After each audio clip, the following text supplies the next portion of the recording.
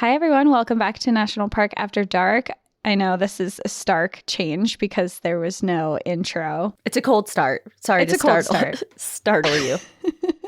Hey. So if you're new here, you're not gonna really understand what's happening because this episode has nothing. Well, maybe it has something to do with national parks on your end. I have a national park site on my end. I do not. Okay, so here's the deal. Our show, for those of you who are new, is about national parks and sharing dark stories within them. So usually dark history, survival stories, animal attacks, things like that. Things of that nature. However, today we decided to switch it up a little bit, and we are both going to share a story, and mine has nothing to do with a national park. Why did we decide to do this? Unclear. I think I know where it began, and it's kind of morphed. So a few episodes ago, we mentioned that it would be fun to do conspiracy theories as a whole episode, and then we talked about it, and other people after the episode were like, yeah, that would be really fun. And I think the original plan was that we would like find a bunch of conspiracy theories and talk about them. And instead, we each found a singular story that we find intriguing and have decided to tell it all in one episode. So it's a combined episode instead of one or the other. Yeah. Oh, wait. You did forget part of that metamorphosis, because the second part, we're like, okay, conspiracy theories. And then we were going to do them based in places that we've physically visited and been to. Oh, yes. Either on our personal travels or on group trips that we've done with listeners. So we're like, okay, yeah, that's perfect. So I kind of followed that. My story does take place somewhere we have been with a National Park After Dark group trip, but it has nothing to do with a conspiracy. And yours has to do with a conspiracy, but it is not somewhere we have been with a group. No, I've never even been here in my personal life either. Oh, okay. Well, here we are. So basically this episode is going to be fun. It just does not follow our normal yeah. shtick. So yeah, it's kind of like when we did that, not quite the same, but when we did a combined episode where we each told a story in Banff, we're kind of doing the same vibe where we each just are coming with totally separate, not related stories to jump into. And Danielle has not told me a word about her story, minus the fact that I know it's in Egypt. Yeah, I'm so excited. I've never been so tight-lipped before. And I know yours has to do with aliens, maybe, in Florida. Yes, but I also kept it tight-lipped, kind of, but not that much. Okay, this is like, I feel so awkward without our normal start. Isn't that odd? How if we don't like do our normal thing, I feel very clunky. Yeah, because we always have our intro that we read to each other and then we can react. And now we're just, like you said, cold start. Yeah, well, let's put everyone out of their misery and just share some on stories. Yeah, get on with it already. Okay, so I am going first. And okay, I'm so excited. Okay.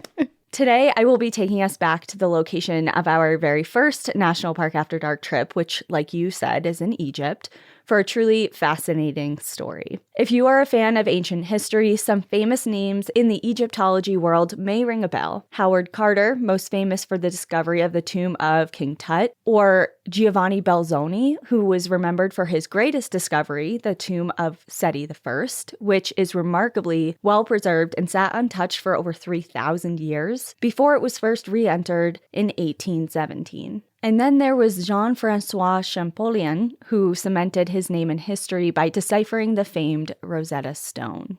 These men did extraordinary things for the field and came from all sorts of backgrounds. Carter was a trained archaeologist. Belzoni began his career actually as a circus strongman before moving on to an engineering career, and Champollion was mostly self-taught in ancient languages and history. These men are amongst dozens of Egyptian enthusiasts that at some point in time learned about the ancient civilization and dedicated their lives to understanding it better.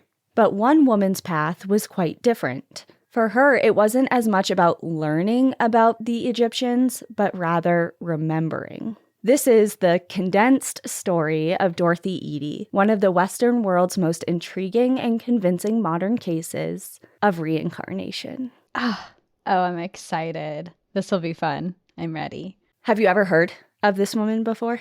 No, I've heard of different stories of people who believed to be reincarnated, especially people from World War II era, but Never this woman. Never this woman. Okay, perfect. Dorothy Eady was born in London in 1904. She was the only child to Reuben and Caroline Eady, and at the age of 3, Dorothy slipped and fell down the stairs at her home while she was playing, and she was knocked unconscious. Frantic, her mother rang for the doctor, who came immediately to help Dorothy. However, after several tests and a couple of hours, she was pronounced dead by the physician. Her mother was absolutely inconsolable, and everyone in the home flocked to her to lend their support. Dorothy's body was placed on her bed and shut in her room while the doctor left to fill out the death certificate and to gather a nurse to help him prepare the body to be transported to the funeral home. However, when he returned just an hour later, everyone was shocked when they opened the door to see Dorothy sitting up in her bed and playing. She had no outward signs of trauma or injury, and despite the confusion and emotional turmoil that the family experienced that day, the relief that their daughter was alive was palpable, and everyone kind of just moved on. You're like, I don't know what happened, but I'm glad it did. And I'm glad she's okay. And yeah. And they just kind of left it at that. Shortly after her accident, Dorothy began having frequent and intense emotional breakdowns. She would cry and hide underneath their kitchen table and throughout their home. Dorothy was inconsolable, and her parents would repeatedly ask her what was wrong, and she would repeatedly answer, "I want to go home." Despite her parents' best efforts to console her and assurance that she was home and everything was okay, Dorothy's pleas continued. After some time of this, Caroline finally asked Dorothy, in exasperation, if this isn't home, then where is? Dorothy replied that she didn't know, but it was clear to everyone that she was desperate to find it. Around the same time, as she turned 4 years old, Dorothy began having reoccurring dreams of a large stone building with towering columns, with expansive, lush gardens and pools, and while awake, she would slip in and out of a heavy foreign accent while speaking. Confounded but not exactly sure what to do about any of this, her parents did their best to reassure Dorothy that she was home and to carry on with life as normal. So they're kind of just at a loss, okay, this is kind of weird, but I mean, what do you do? What are we going to do? She's 4, and a lot of that I think they were kind of just chalking up to she's a child, and children sometimes do odd things. Mm-hmm. One day, Caroline and Reuben brought her along for their outing to the British Museum. Established in 1759 and located in Bloomsbury, London, this public museum is dedicated to human history, art, and culture. Possessing the largest collection of artifacts in the world, which numbers at about 8 million. Wow.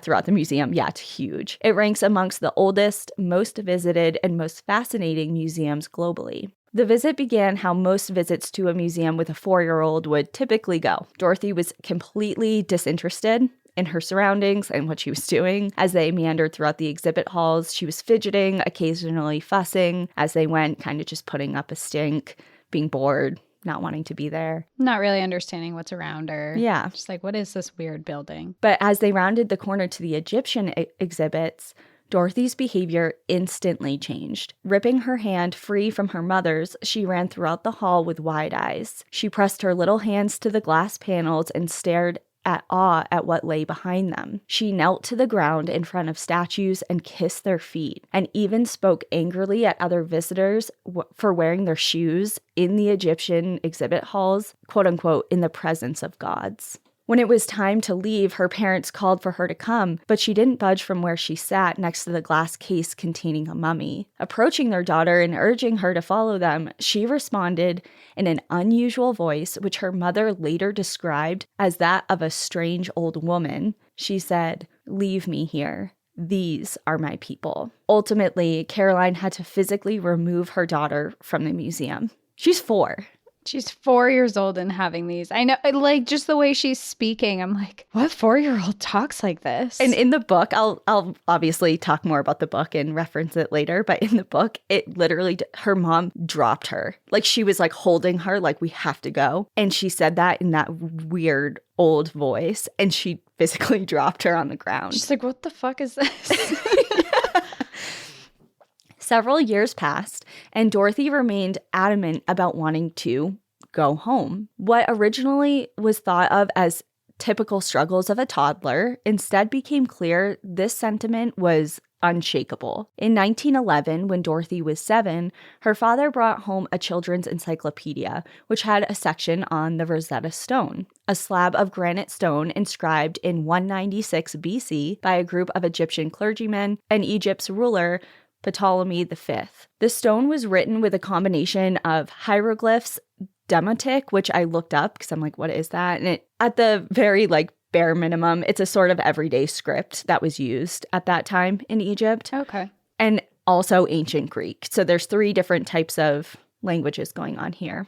Dorothy had scanned through the pages of the encyclopedia and stopped at this section on the Rosetta Stone. She read it over repeatedly and even began examining the photos of the stone with a magnifying glass, telling her parents, "I know what this says. I have forgotten it, but perhaps I will remember." Then, several months later, while scanning a separate publication, a magazine that her father had brought home, Dorothy saw in ink what she had been seeing for years in her reoccurring dreams. It was the temple of Seti I, also known as the Great Temple of Abydos, one of the main historical sites in the city of Abydos, one of the oldest in all of Egypt. Dorothy eagerly collected the magazine and told her parents while excitedly pointing at the photo, saying, this is it, this is my home, while showing them the photo. Elated and relieved after all the years of torment and wanting to feel more at peace, she felt things were finally starting to come together and make sense. But the photograph wasn't exactly what she saw in her dreams. The temple was in her dreams for sure, but it was devoid of the lush gardens with trees and flowers and fruit trees and all this different vegetation that she sees a lot, or she saw a lot in her dreams. Mm-hmm. This one in the photo was clearly old, devoid of any greenery, and it was crumbling. Soon after, when gazing upon a mummy of Seti I, she immediately recognized him as a friend, someone that she had known, respected, and quite highly regarded and admired. While her parents largely dismissed Dorothy's claims, encouraged by some of the pieces coming together in her mind over the next few years, Dorothy did everything that she could to teach herself about Egypt and its people. She continued to act, quote-unquote, strangely as well. She refused to wear footwear, argued with her Sunday school teachers that Christianity is nothing compared to the ancient Egyptian religion, which ultimately ended the relationship between her teachers and herself, to put it lightly. That's for a child to be making statements like that. In the early 1900s also. Yeah. You know what I mean? Yeah. And adamant, not just off the cuff comments. She was adamant. And although she continued to attend mass at her local Catholic church, because she later said she enjoyed the rituals of church, mm-hmm. She had a particularly heated discussion with the priest one day regarding how, although she did attend, she wasn't a Catholic. Instead, she enjoyed how Mass reminded her of the old religion and continued on to explain the virtues of Egyptian religion to him. After that, the priest asked her parents to keep Dorothy away from his church. She was also expelled from school after an altercation with one of her teachers after she was scolded for not participating in reciting a hymn that spoke ill of the Egyptians. There was one line in the hymn that kind of, for lack of a better term, kind of shit on the Egyptians. Do you know what it was? It's in the book. I didn't write it down just because I didn't want to get too hefty into the religious aspects of this, because it does go into great detail. Mm-hmm. But essentially, she just refused to speak ill of the Egyptians, and that meant not fully reciting the hymn. They got into an altercation. She actually threw a book at the teacher. So that was the altercation. And how old is she at this point? She's 10 or 11 at this point. Wow. Yeah. So she's adamant that she's not going to do anything that would speak ill of the Egyptians or bring any sort of shame onto that ancient culture or religion. And it ruffled a lot of feathers in her life. School from then on was clearly a struggle. And Dorothy, 10 at this time, would often skip classes and opt to spend her time in the Egyptian exhibit of the museum. She spent so much time there that her presence caught the attention of a man named Ernest Wallace Budge, an Egyptologist who worked at the museum. He took a liking to Dorothy. Clearly, she's Obviously I know children go to museums, but usually it's for like a school trip, or you're there with your parents, or you're not there on your own volition. It's not like you are passionate. Usually children are not passionate about history and museums. Correct. So he really noticed Dorothy, especially as she kept going to that exhibit repeatedly and she was there so often. And he took a liking to her and found her passion, especially at such a young age, very intriguing. He taught her how to read hieroglyphics by giving her passages from the Egyptian Book of the Dead to translate. She committed several hundred of the pictographs to memory and learned how to write them at such a quick rate that Wallace was astounded. When he asked her how she learned so quickly, she replied simply that she had known it all before but had forgotten, which made relearning it much easier. He's probably like, what is going on here? Yeah.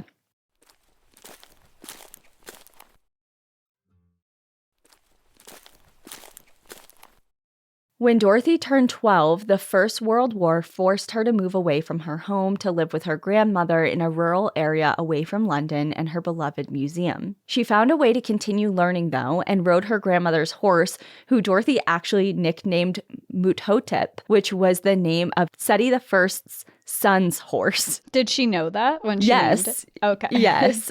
She was like, oh, this is like my idol son's horse, and I'm gonna... She's 12, mine. you know what I mean? Yeah. Instead of, like Misty or, I don't know, another horse name a 12-year-old girl would give to their horse or pony. Muthotep was I like it. I like her style. So she would ride this horse 8 miles to the nearest library to study, and of course to study anything she could about Egypt and ancient Egypt. She continued this for the next 2 years until she moved back home to London at the age of 14. Not long after her return, she had a dream that would plunge her further into her belief that she had a deep connection to Egypt. And this is a direct quote from her in the book. I half woke up, feeling a weight on my chest. Then I fully woke up and I saw this face bending over me with both hands on the neck of my nightdress. I recognized the face from a photo I had seen years before as the mummy of Seti. I was astounded and cried out, and yet I was overjoyed, and I can remember it as if it was yesterday. But it's still difficult to explain. It's the feeling of something you have waited for that has come home at last. End quote. Following this encounter, Dorothy had another reoccurring dream. She was standing in an ornately decorated room that smelled heavily of incense while men questioned her and beat her. The dream happened so often and was so upsetting, she would often wake screaming and thrashing. While the dreams upset her, Dorothy felt as if this was just another piece to her puzzle. She just had to figure out where it fit. Her parents, on the other hand, growing more and more concerned as her night terrors continued and sleepwalkings began, brought her on several occasions to a local mental hospital for psychiatric evaluations. Nothing ever did come of this, and she was never kept for long. So they were concerned enough to get her mental health evaluated and to see if there was anything that she was struggling with that could be diagnosed. But no formal diagnosis was ever given because the doctors couldn't find anything, quote unquote, wrong with her. They were confused by it and they didn't understand, but it's medically... ballsies to put your kid in a mental institution in the early 1900s, too. She's lucky she didn't get a lobotomy. I know. That's wild. And it's wild that, women would go in there with diagnosed hysteria from their husbands or because they got their period or something. But this girl goes in there saying that she has ties to ancient Egyptian history, and they're like, she's fine. Right. Yeah, I know. It's like, ooh, you're lucky. Sense. Yeah, I'm just surprised. When she turned 16, she was able to make the decision to leave or continue with official schooling. And that decision came very easy to her, and she was out of there. Leaving school behind, Dorothy took the opportunity to travel the country with her parents. Her father had quit his job as a master tailor to pursue a career in a new industry, which at the time was moving pictures. Eventually, the Eadys settled, built a large cinema complete with living quarters above it. Their theater was wildly successful and made them a very comfortable living. But Dorothy was uninterested in the cinema, and despite occasionally singing and performing there, she enrolled in art school. She dabbled in spiritual groups and ultimately moved back to London at the age of 27 for a job writing articles for an Egyptian public relations magazine promoting independence for the country. Because at this time, Egypt was fighting for their independence against Great Britain. So this was kind of a big thing at the time. It's just, what are the odds? That a writing she job landed. Yeah. While working this job, she met a man named Imam Abdul Majid. They hit it off, and despite Imam's almost immediate return to Egypt, they met, and then within a week, he was already back going home to Egypt. They continued their relationship through letters. In 1933, he asked for Dorothy's hand in marriage. She accepted and ventured to Egypt to be with her finally husband. When is she gonna get to Egypt? Here she is. After stepping off the boat, she immediately kissed the ground, and the feeling of finally being back home flooded her completely. Her marriage wasn't as smooth as she had hoped for. She butted heads with his family due to her headstrong personality, and Imam found her quite peculiar and downright awful with domestic duties. So they had a lot of, so Dorothy is I think you would categorize her as ahead of her time when in regards to her personality and obviously she's very adamant and passionate about things and isn't afraid to convey that despite how others may perceive her. And of course was a rarity amongst women at this time, especially young women. It's you conform and, do certain things. You're expected to be a certain type of person and woman and wife and mother and right. And she was not. Jazz. And she was not. So that kind of caused a little bit of a rift in her marriage right off the bat. But her new pregnancy kept everything and everyone together for a little while. She gave birth to a son who she named Seti. I was just going to say that.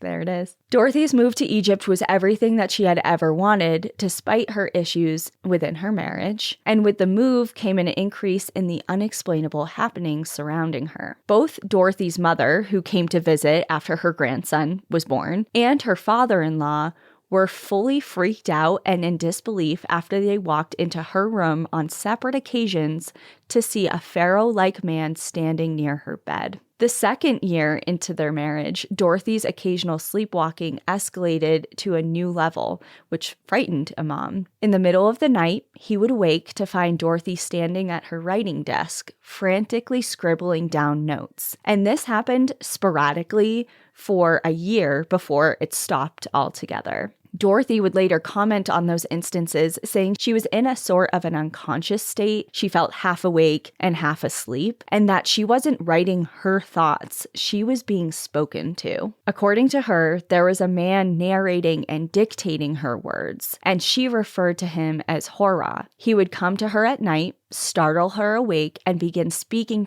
to her in bits and pieces and fragments of information. At the time, Dorothy felt as if she understood as he was speaking to her and she was writing it down, but when she'd come to and kind of wake up out of this unconscious half here, half there state, she'd feel as if a fog had come over her and had a really difficult time recalling what was said to her or the meanings of her own writings. Like she couldn't even decipher it. Oh, so she couldn't understand what she was writing? No. After Hora stopped coming to her, Dorothy started compiling all of the information that she had written down over the year, roughly 70 pages worth of bits and pieces of hieroglyphic texts, and attempted to start translating them. What she ultimately discovered was the answer to many of her lifelong questions and gave her the clarity that she was desperate for. So the full version is obviously very long and detailed. It's over 70 pages worth of stuff, but I'm going to condense it for you. Essentially, Dorothy believes that she was told the details of her past life by this entity that would come to her in the middle of the night. A life that she had seen flashes and snippets of her entire life up until this point, either in dreams or visions or memories that she didn't think were hers, obviously weren't hers in this lifetime, and she had always been trying to make sense of. And through the writing she translated, this is the story that kind of took shape. She was born in Egypt to her mother, who was a vegetable seller, and her father, who was a soldier, and she was named Bentreshet. Her mother died when she was a child, and her father had orders to be transferred to Thebes, which is modern-day Luxor. Not wanting to take her, he gave her to a temple in Abydos, just north of Seti's temple, which at the time was under construction. A high priest took charge of her care, and at the age of 12, she was given the choice to either stay at the temple and to take vows to stay a virgin priestess, or to go out into the world and find a husband. Bentreshet decided to stay, took the vows, and was trained to act in the drama of the death and resurrection of Osiris. So that was her life. But one day, while out in the gardens, King Seti took notice of her while visiting to oversee the construction of his temple that was just a short distance away. Mm-hmm. The two had an illicit affair, and she fell pregnant, which was a dangerous position for the pharaoh for obvious reasons. Obviously, he's the king, the pharaoh, and he just knocked up just like this random virgin priestess. But also for her, she was a sworn virgin, and that was like her role. So she broke her vows. He put himself in a bad position. Word got out and spread, and she was taken down into the depths of the temple for questioning and beating by the high priest. In order to save face and to save the reputation of the man, King Seti, that she had fallen in love with, Bentreshet ended her own life. So that is the story that this alleged entity spoke to her, and it's just interesting. She thought, like, wow, this is it. She had flashes of this her whole life. Like, she recognized Seti. The beating in the temple, and like just different things. And then obviously not the temple she lived in, but the temple for Seti that they were building. Mm-hmm. She recognized from her dreams, like all these snippets were coming together. And to her, this was it. She's like, this makes sense now. 3 years into her marriage with Imam, Dorothy and they amicably divorced, and Dorothy moved herself and Seti, her son, into a small apartment overlooking the Giza pyramids and the Great Sphinx. She became the first woman to be hired with the Egyptian Department of Antiquities and worked for a world-renowned Egyptologist named Salim Hassan. When she could, she'd sleep in the pyramids, and until 1956, when the Pyramid Research Project ended, she assisted and worked with several famed Egyptologists and scholars. Over the years, she worked tirelessly and satiated her unrelenting appetite for learning everything she could about ancient Egypt. She eventually published her own papers, and despite having no formal education, became a respected scholar and expert within the field. Well, if you've lived it. Well, allegedly, that's the line of thinking.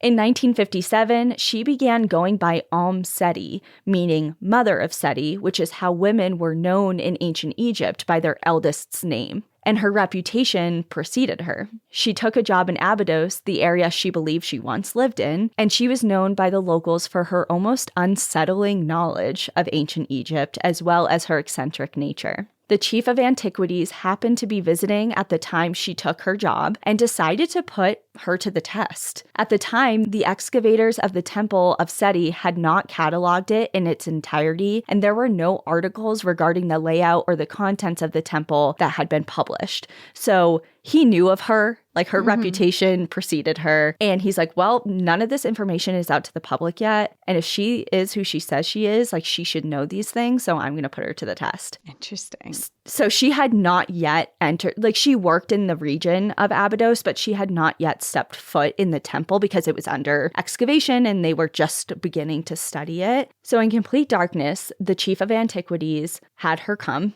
to the temple, and he called out to her to navigate him to certain places in the temple and then to stop when she arrived. And without hesitation, Seti completed all 6 of his challenges before he gave up. And she later commented that when she walked into the temple, she described it as walking into somewhere she had lived before. And of course, those things were easy. So it's like, picture your childhood home, you're blindfolded, and someone's like, okay, walk to the kitchen. And you like just... Easy. You know the layout. You've lived there before. You understand. Just so he did that 6 times and she knocked it all out of the park. I wonder, did she talk about like if she was also like, how am I doing this right now? Like she knew it was easy when she was there, but also at the same time, it's like, how is Do this I know real? these things? Yeah. Yeah. She, in the book, she kind of does make comments about, for a while, she tried to understand why and how she knew these things. Mm-hmm. But eventually she kind of just gave up and just accepted that maybe she would never know and just accepted it for what it was. Like, instead of trying to pick it apart and understand, she just kind of accepted this is who she is and just left it at that. Yeah.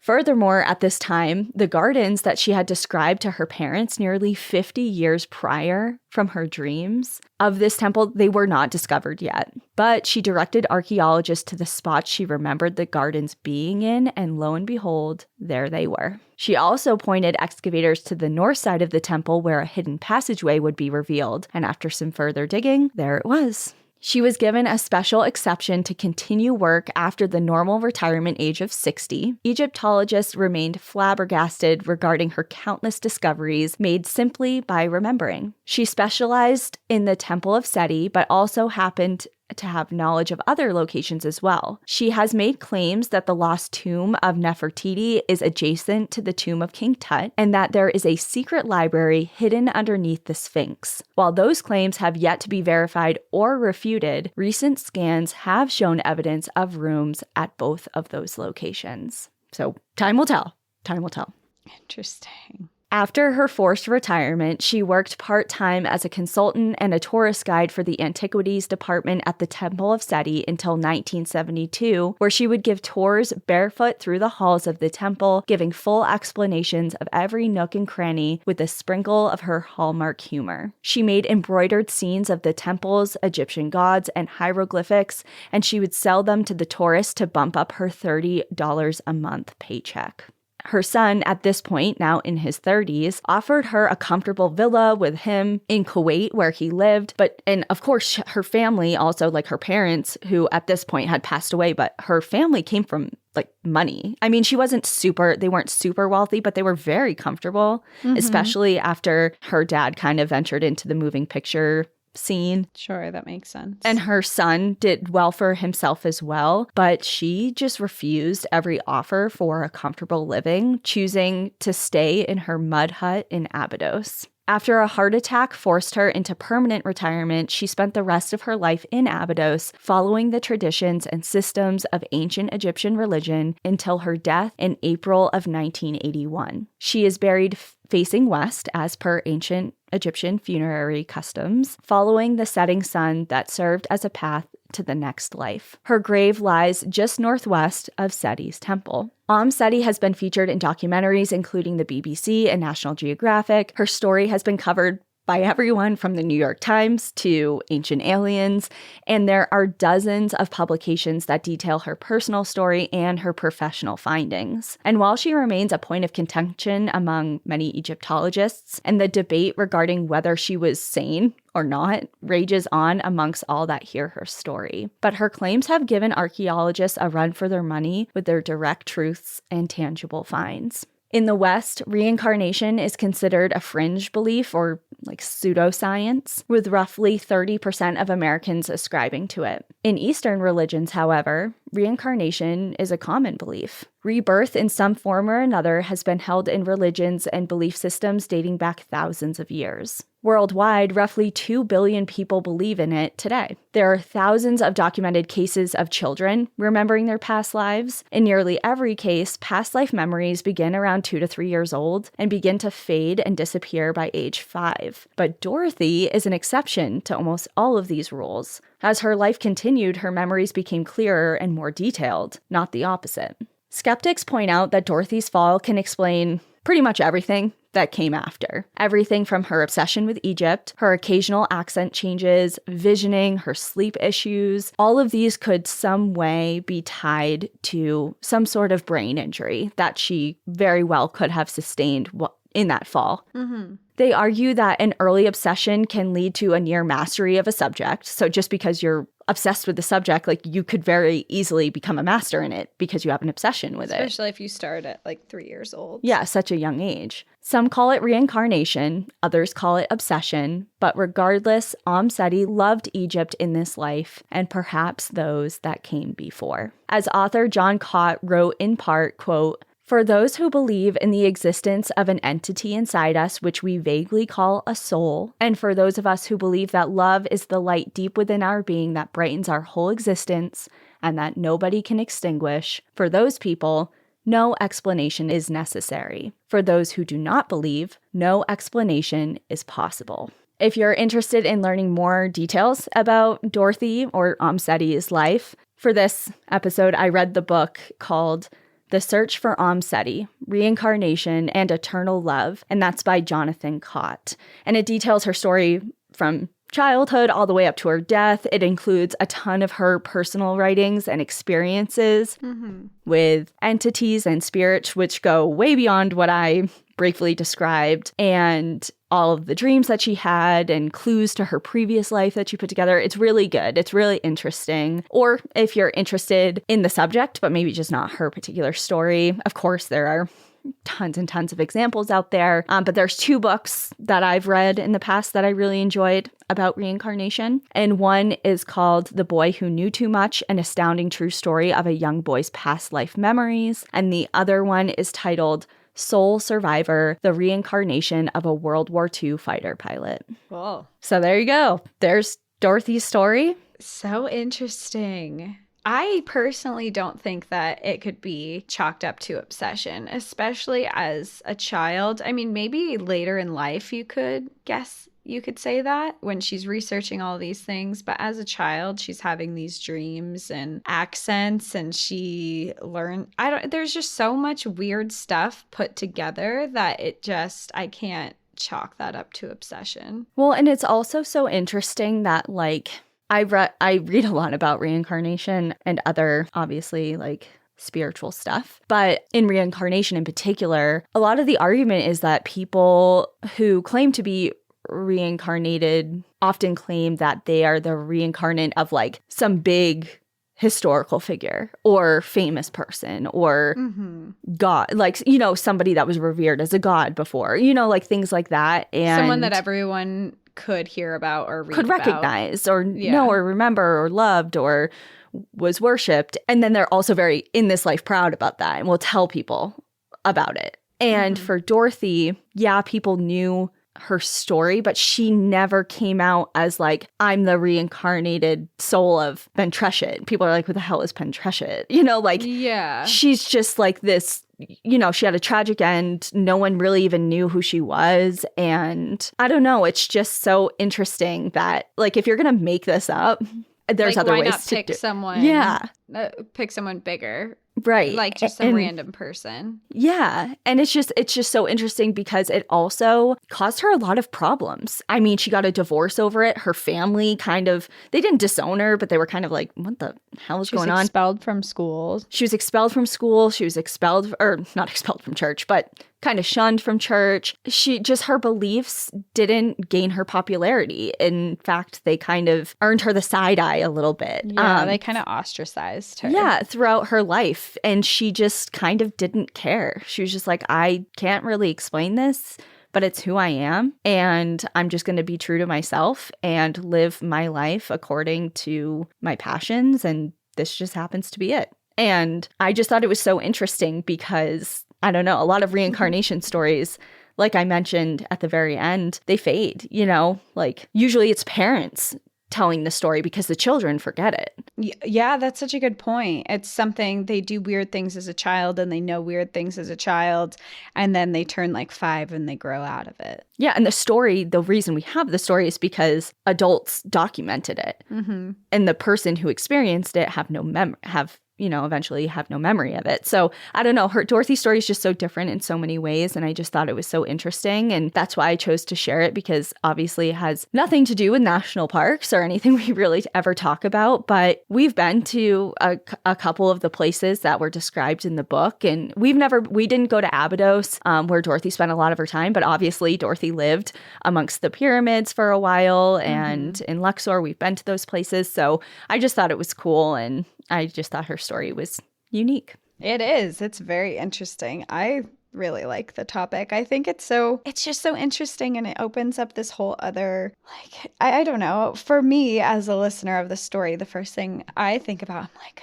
am I reincarnated? Like, who would have I been in the past? It's just like such a kind of fun way to think about your life. Like, who was I previously? Who will I be next? Yeah.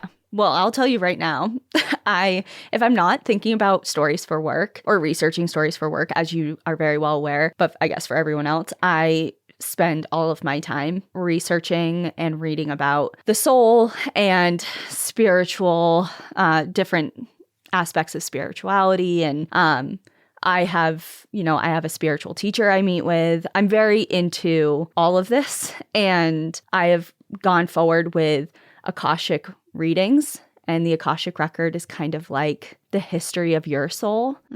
So instead of going to a medium, which we all know I've been to many times, it's different. It's reading kind of the history of your soul and what your soul's purpose is and what you've done throughout lifetimes, because I do believe that, we live different lives. And so, yeah, I'm very into this without getting too into it, because I don't want to disclose all of everything about me.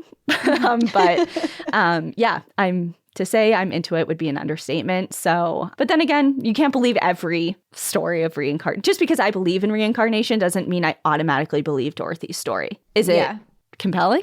Definitely. Hell yeah. But I think just with anything, just because you believe in a subject doesn't mean that you accept every version of it. Sure, that's fair. But yeah. So speaking of believing things, I also believe in aliens. What a segue into my story. You're welcome. Thank you.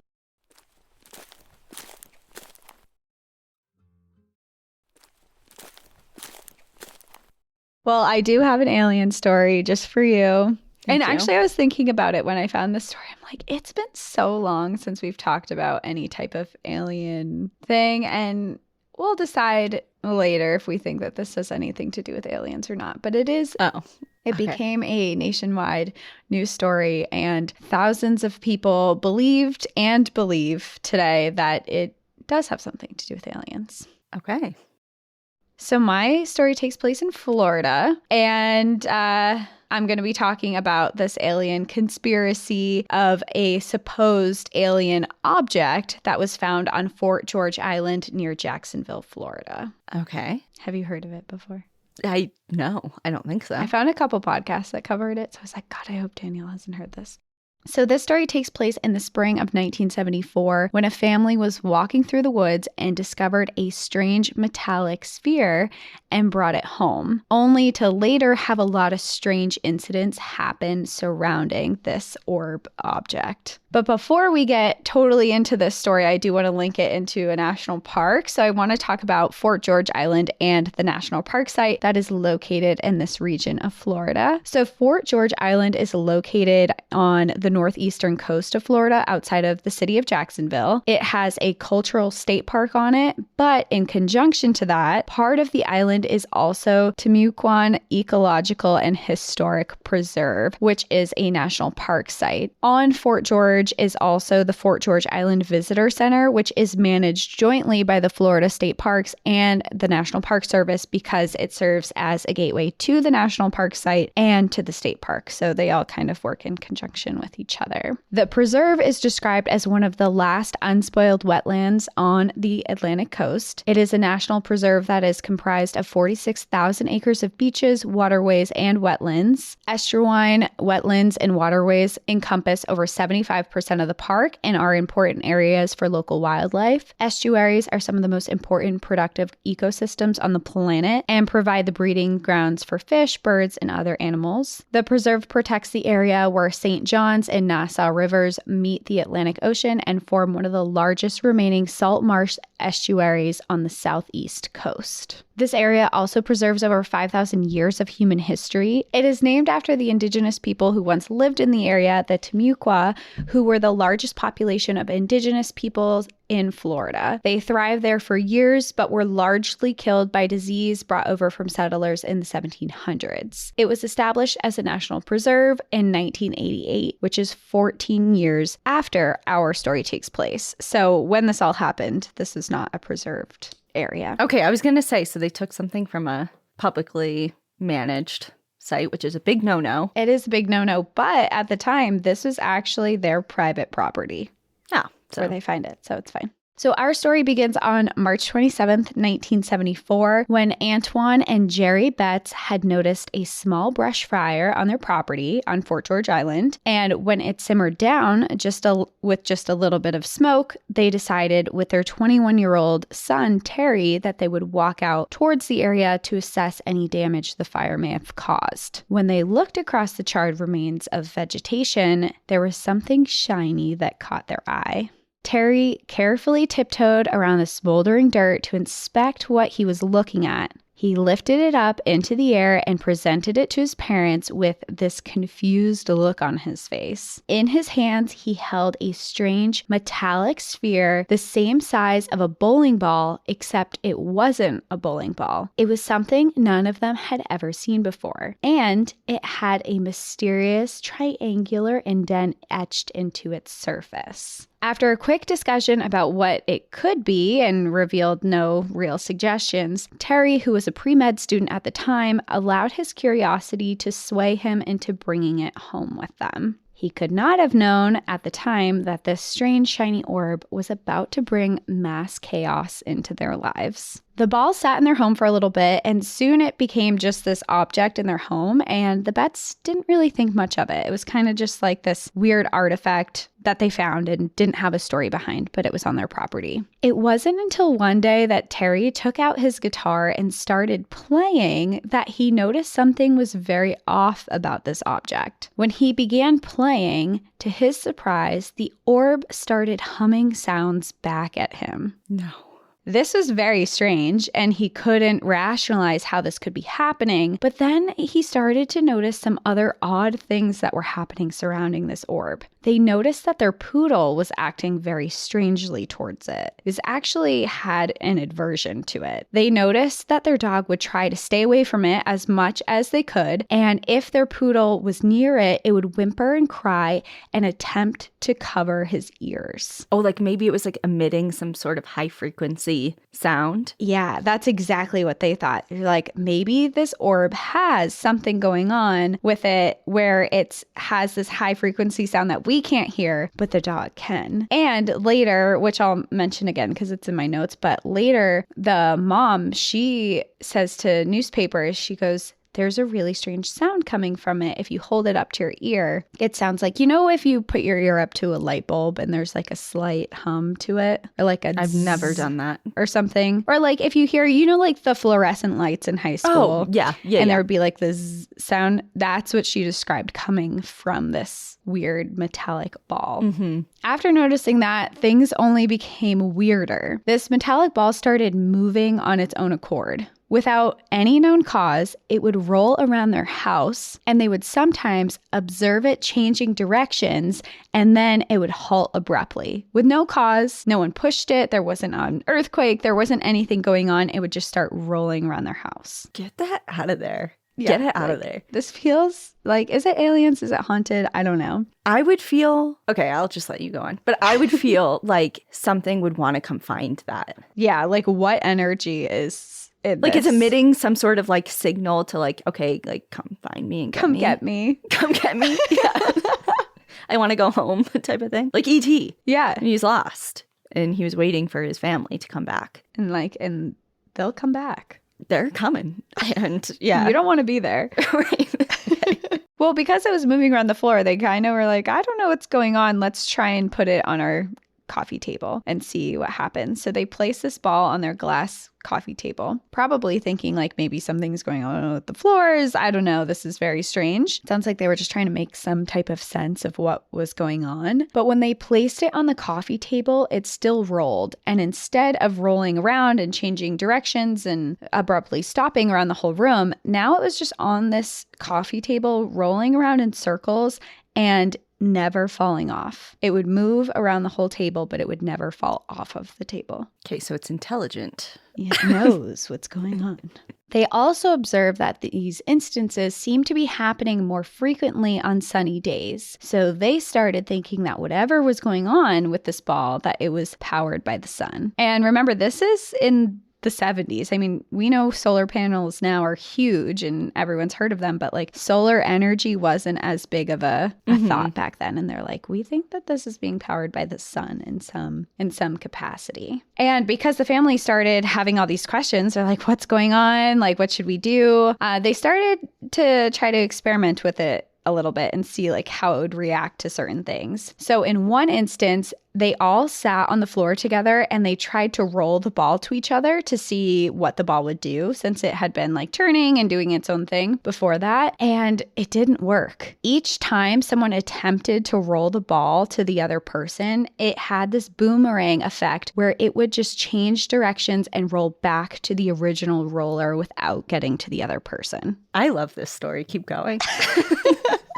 It's funny because this is all like reported and true. Like you can still find the articles that, I mean, I wasn't there. I can't confirm that these things really happened, but someone really was reporting that this was going on. And now realizing that something was very strange and that they were in possession of something maybe unworldly, they decided to call newspapers and tell them what was going on.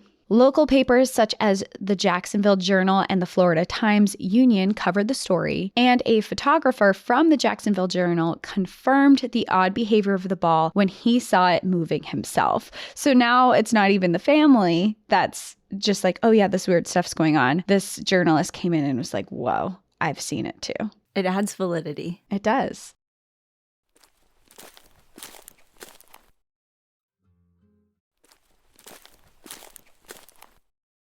It wasn't long before the story made national news headlines calling the object the Betts Sphere after the family who found it, or it was also entitled the Odd Ball.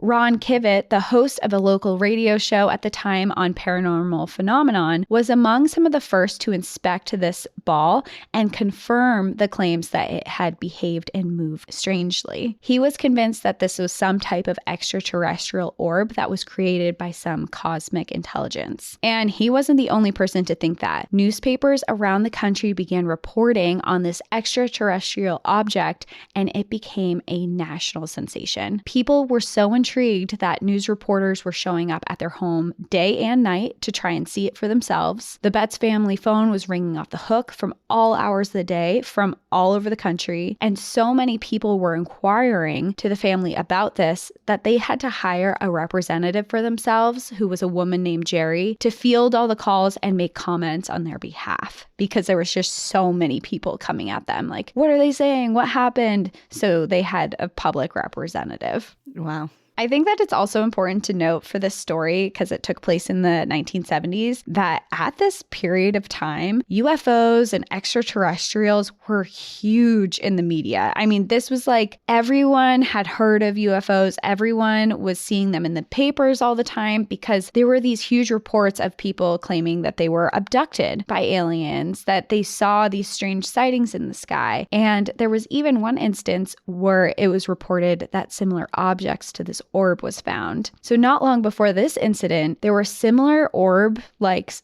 objects found in Australia that they had suspected to be something of an extraterrestrial origin. So when reports came from Florida, people were intrigued and jumped on the train right away. They're like, oh my God, more, like, what's happening? There's UFOs everywhere. What's going on? And they were fully enthralled with it. There's people at their house. And one journalist photographer, Lou Egner, said of the object, who he witnessed firsthand, that it was the darnest thing I ever saw. It seems to have a life of its own. Ooh.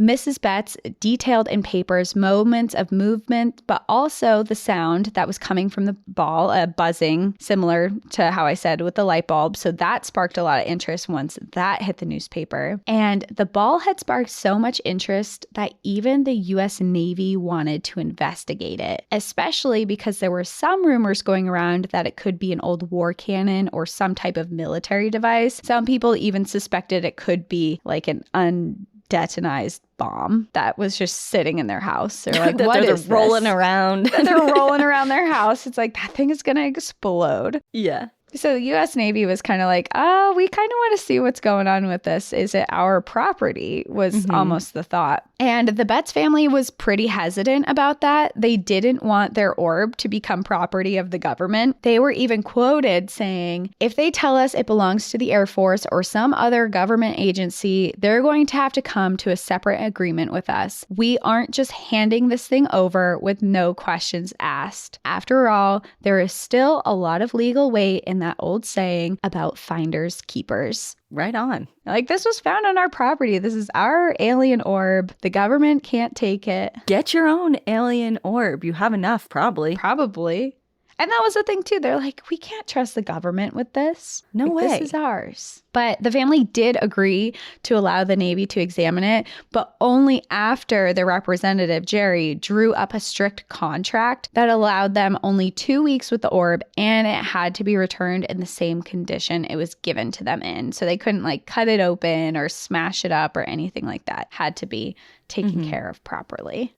After the 2 weeks were up, they gave it back to the family and reported that they hadn't discovered much that they found interesting. They had taken X-ray images of the ball and offered the first official summary of its properties. It measured at 7.96 inches in diameter and weighed 21.34 pounds. They found that the ball was made out of stainless steel and confirmed that it was not their property. They were overall not able to figure out what it was or what it was used for, but they did state that they were very confident that it was created on Earth. Okay, so it had Earth elements and, you know, it's not like there was some sort of material or... that they didn't recognize or right, something. Exactly. Yeah. So they also suggested that there was an explanation for why it moved around. And they said that because it had that triangular chip in the surface, that maybe it just set off like the perfect balance of what a round ball would have because it had this chip in it. And they also suggested that the Betts floors were uneven. They were just like, it has a chip in it. It's not a full ball. Like, their floors are probably not even. And they basically just brushed it off as this is nothing. But many people were not convinced. They were like, that sounds like something the government who just found an alien object would say. Yeah, it sounds like I'm being gaslit. Yeah. It's like, you found something. It's like, what is that? Yeah. It's like, oh, this? No, it's nothing at all. It's not like an alien. Aliens don't exist, stupid. Yeah. Like, well, you recently confirmed they do, so. Well, this was, however many, 50 years ago. But the people didn't believe it. A lot of the people didn't trust the government to reveal any type of UFOs or... Of course, yeah. Yeah, they're like, we don't believe you. Of course you would say that. So their findings carried almost no weight in the public eye. So after that, the scientific community also became involved with their own tests. Among the scientists was J. Atkin Hynek, who was a Northwestern University astronomy professor and the best-known UFOologist of the time. They even flew Terry Betts and the sphere out to them to be able to study the object. Again, though, they were unimpressed by it and agreed with the Navy that it was probably something that was man-made, although they also couldn't confirm what it was or what it was used for. Even with experts weighing in that they did not believe this object to be significant, the interest in the sphere did not die down in the public eye. News reports were hounding the family, and they were still receiving phone calls 24 hours a day, and the attention had drastically changed their lives. And everyone now, one, knew who they were, knew knew them of this orb, which was either they thought they were crazy and like this laughing stock, or they fully believed what they found and wanted to see it for themselves and wanted to know more. So whatever it was, they couldn't go anywhere without being recognized. They were literally getting calls all throughout the night. Their phone was ringing off the hook. They couldn't leave their home.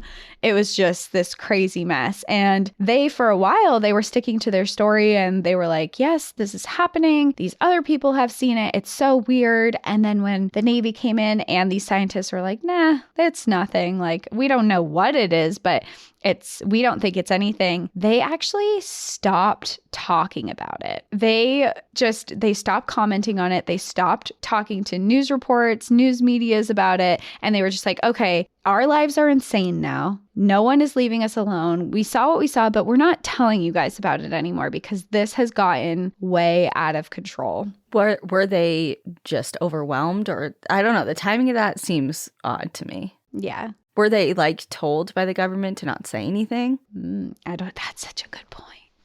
Like, why would it coincide with the release of whatever reports the government has to say of like, okay, now we're not speaking about it anymore? It's not anything. Well, that's such an interesting point because today the whereabouts of this orb are unknown. Of course they are. No one knows what happened to it. No one knows where it is. The Bets all kept their mouth shut about it. They didn't make any comments further after this. And that has actually just increased the mystery and conspiracy theories that are going on today because people are like, where is this orb? What happened to it? What did the Bets do with it? Where can we find it? And people believed it was a UFO. Some people, there were these rumors that went around that this was some atomic bomb that had like, I personally don't believe this, but this is like part of the conspiracy that was going on, that it could be that. Some people wonder if it's related to the brush fire that happened that day. Like, was it dropped with whatever caused that brush fire that was in their yard when they found it? And these are all answers that we might not know, but have stirred up this big controversy. Okay, so is that the end? Yeah, that's all we know. Okay. So, I mean, obviously there's members of this family around, I would assume. The Bets, or is that? Yeah. I couldn't find anything on them, like, as of recent. Yeah, because they're in witness protection program. Yeah, because the government got rid of them. I don't know. I just find the timing is peculiar to me. That's such a good point, which I didn't really think about when I was researching it. I was like, oh yeah, they must have been overwhelmed with all the attention. But you're so right, because they did have government agencies jump in and then suddenly they're not talking to anyone anymore and the location disappears. Right. Interesting. Like, to me, as you said, the whole like what would the like, finders keepers type of thing and whatever, like that's all well and good going into something. And then what happens if the government's like, okay, we're not going to tell anybody else, but this has some sort of extraterrestrial significance or whatever it may be. Here's $1 billion to keep your mouth shut. Don't talk about it again. We're going to take it. If you do talk, you're done. You know what I mean? Like some sort of like, I don't know. It's just interesting to me. And of course, like, I mean, it's kind of like the damned if you do, damned if you don't. Like the government is always like, we just don't trust, what they say. No matter what they say, we would question it. Exactly. So whether or not they did find anything interesting about it, I just feel like they're just in a difficult place in the eye of the public as far as what people are going to take at face value. So I think that it's obviously interesting because even if it's not any sort of alien origin, then what the hell is it? What is it? Yeah, my thing is when he was playing guitar and it started humming the noises back at him, and the boomerang thing where it comes back to you and it's just weird. Like, what is it? Like, it could for certain be man-made, because I think that when it comes to a lot of, I mean, in my experience, what I've learned and seen and whatever on different shows or through books or whatever, when it comes to extraterrestrial ingenuity and like things like that of like supposed recovered alien intelligence, whatever, I think that a lot of people assume a lot of things are of alien origin when in reality they're not. And I think it's because we kind of sell ourselves short. Like humans are incredibly intelligent and we do create a lot of things that are unbelievable. Like technology is crazy, especially now. Like I would never, like how did people come up with this or create this or make this or bring this to life? Like this is wild. And especially in the 70s, you know, if there's some sort of advanced technology that no one really knew about and then someone stumbled upon, of course you're going to be like, there's nothing like this out here. Of course it's alien. Yeah. But then again, why would that be out there? And just one of them and no one takes credit for it. It has no clear purpose or you know what I mean? It's just kind of like it just is so out of place. Yeah, it's like, what is this for? Where is this coming from? Why is it like, are there weird metal things in it that are making it move? Like, I don't like magnetic things in it that make it move a certain way. But wouldn't that have been found in the research that scientists and the government are doing? And it's weird. Like, I don't know. I feel like there should be some explanation for what it is, but there's not. Right. Yeah. Like instead of them just being like, yeah, it's of stainless steel origin and we don't know. I don't know. Bye. It's just kind of weird. Like, right? Okay. Yeah. It's just what do you think? I don't know.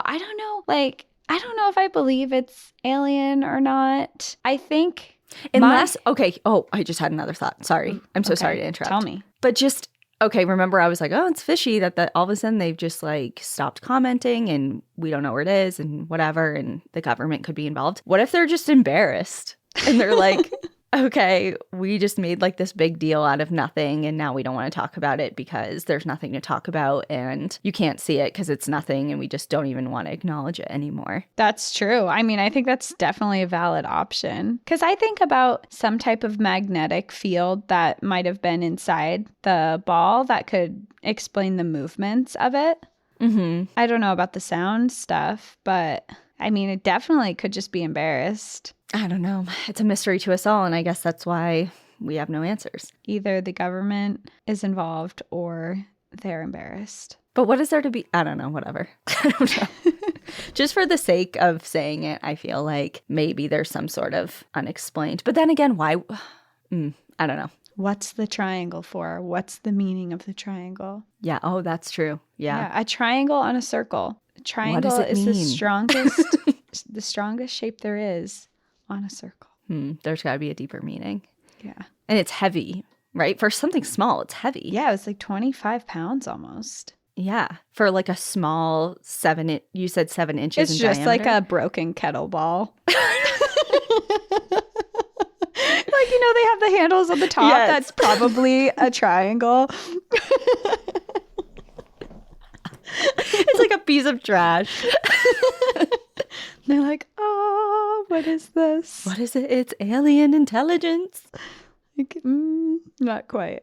Yeah. Well, thanks for sharing either way. You're welcome. And I had not heard of that. So that's good. There were a couple podcasts that covered it. And I was like, oh no. Oh no, she might know. Yeah, no. This was a fun episode. I know it's been, like we said in the beginning, it was a little odd, but just a little change up for the week. We were just feeling silly. Yeah, we just wanted some light. We've had some like darker episodes and some heavier ones, and it's always fun to just like hop on and talk about something that interests us, and it's kind of a little bit more fun. Yeah, it is. I would agree. Okay, well, thanks everyone for listening. We will see you next week. In the meantime, enjoy the view. But watch your back. Bye, everyone. Bye.